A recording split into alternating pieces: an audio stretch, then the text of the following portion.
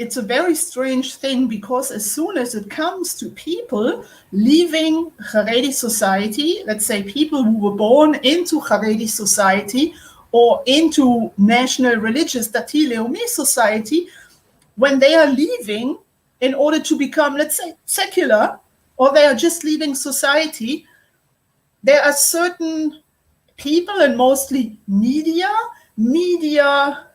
not so much in Israel anymore, because in Israel, I don't know, the people just got sick of the subject.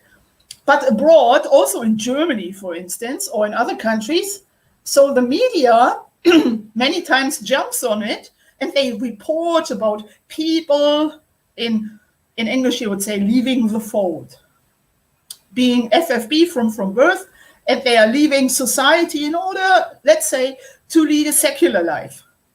What Gentile media stations or media companies, or whatever you would like to call this, don't know is that also the Haredim who were born into Haredi society, they are changing or switching to national religious, Dati Leumi. And when it comes to that, the difference between Dati Leumi, national religious, and Haredi, like you would call it maybe ultra-Orthodox, most people don't even know the difference, especially not Gentiles. But you also have people, Haredim from Haredi society, born Haredim, switching to national religious Dati Leumi, for instance. But this doesn't make headlines because most people don't even know what it is. They have no clue. Because it makes bigger headlines when someone Haredi is leaving the fold and has some stories to tell. I mean, everybody has some stories to tell. And today I want to tell you a story that happened to me in, I don't really remember, 2008, 2009. And I'm telling this story for people who know the topic. It's not so much for people, explaining it to people who don't really know is very difficult. And they may misunderstand it or misinterpret it. So I'm trying my best. So in 2008, 2009, I was already having this blog, Sharim, then in those days on Blogger, run by Blogger. Now I'm on WordPress. And I came across, I don't remember how, I came across the American documentary, I think it's American, it's English-speaking documentary that was very popular then, called Leaving the Fold. Okay, I watched it, I liked it, and certain people were interviewed, also national religious Dati Leumi, who have left the fold and now, so to speak, live a secular life. So everybody had a little story. The documentary is not too long. I think it's still around. What really caught my attention was Leaving the Fold was talking like to a young woman, and she's totally secular. And she said that she and her sister and her mother used to live in Mea Shearim. And this always catches my attention because I want to find out more. I know people in Mea Shearim, and I can check. Because some people like to exaggerate and invent stories. Like how miserable their life was and everything. I'm going to make, by the way, more podcasts on this subject. So this young woman said that she used to live in a backyard in Mea Shearim, together with her mother and her sister. And one day, a group of Haredi guys from the neighborhood had a demonstration in front of their house, like the mother with the two daughters, and they tried to get them out of Mea Shearim. And so this young woman was talking, how bad they were treated in Mea Shearim, and they finally left. And this was the story of leaving the fold. So I thought like something didn't sound right to me. When you know the neighborhood, when you know some people, so I wanted to find out more.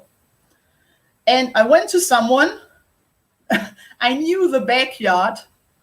They were showing this backyard in this documentary. I knew the backyard, it looked familiar, and I know someone in this backyard, actually living right around the corner from where this mother and her two daughters lived.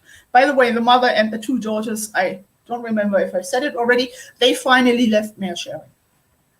Probably also due to this demonstration, I don't know. So I asked someone I know there,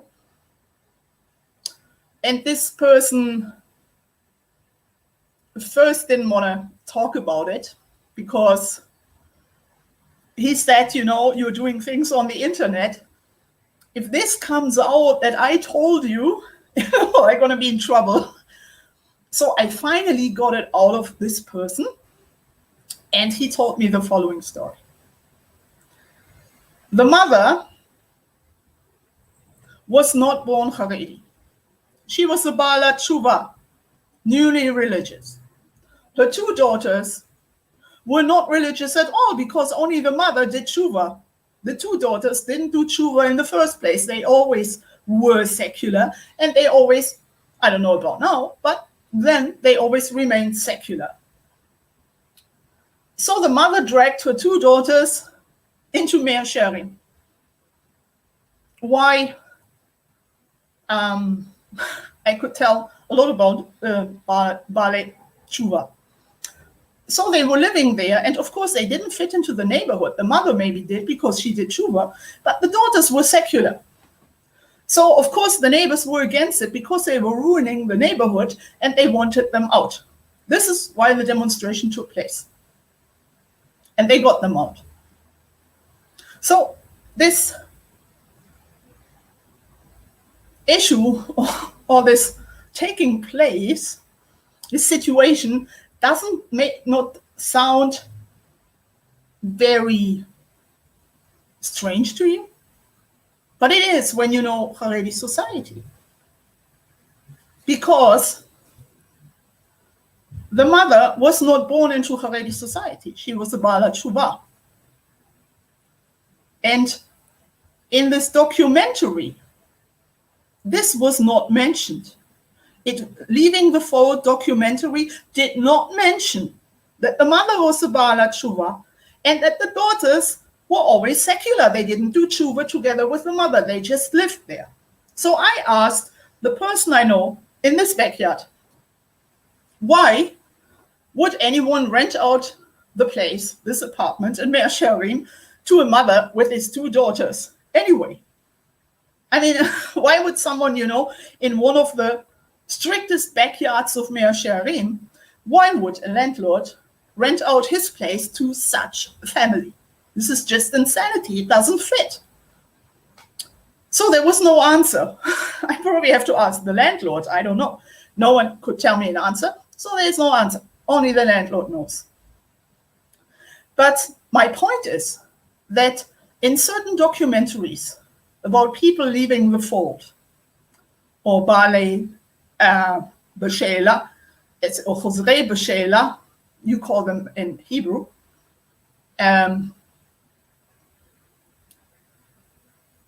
You know, it should have been mentioned in this documentary. It should have been said, the mother did Tshuva, she's newly religious, and her daughters were secular. They never did Tshuva. They were never intending anything. Because this is when it comes to Haredi society, this is a very important issue. If you did Tshuva, if you're new into society, if you are a Baal Tshuva, Bala Tshuva, or if you were born into Haredi society, there is a big difference, and I'm going to make some more podcasts about it.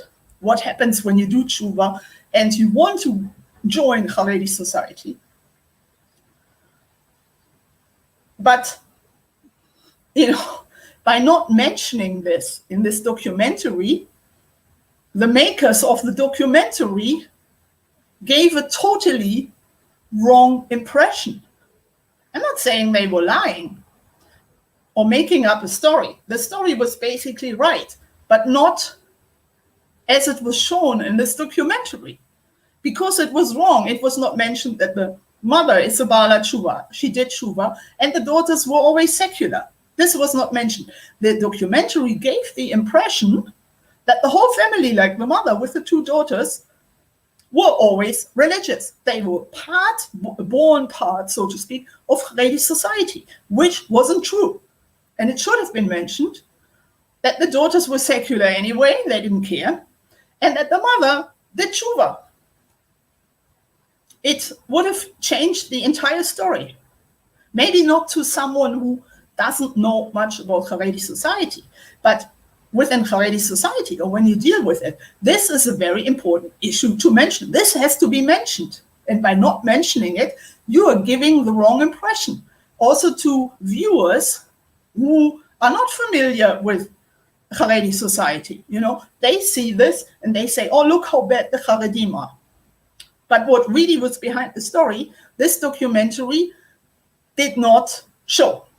So I contacted, I don't know if it was one of the makers of this documentary or someone in charge. I contacted, it's called someone in charge. And I told her what I found out. Before I had contacted them already and asked them if I can put this video, this documentary on my blogs. And they said, yes, spread it, feel free. So then I contacted them about this Haredi family, the mother and the two daughters in Chosre'i. And I told them what really happened and that they should have mentioned this and that they are giving a wrong impression in this documentary. Well, guess what the response was?